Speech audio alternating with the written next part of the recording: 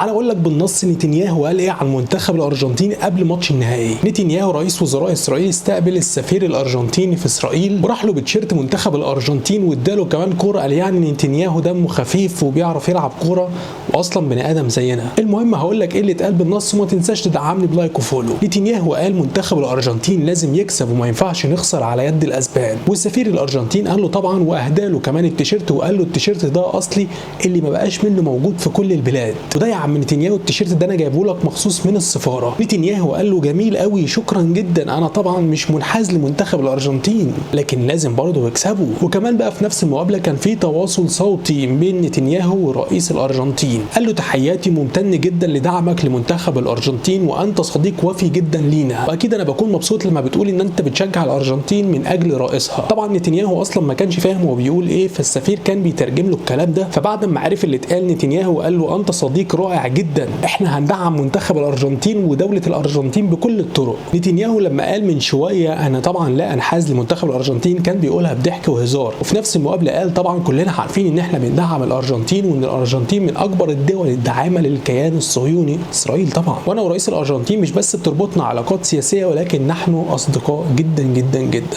يا اخي تولعوا ببعض انتوا الاثنين. فسفير الارجنتين قال لنتنياهو فلتتقدم الارجنتين، فرد عليه الخنزير وقال له نعم فلتتقدم الارجنتين. مش هقول لكم بقى انتوا ايه رايكم في الكلام ده لان اكيد رايكم واضح، ولكن عايزكم تعملوا في الكومنت اعلام دوله فلسطين وبس كده ودي.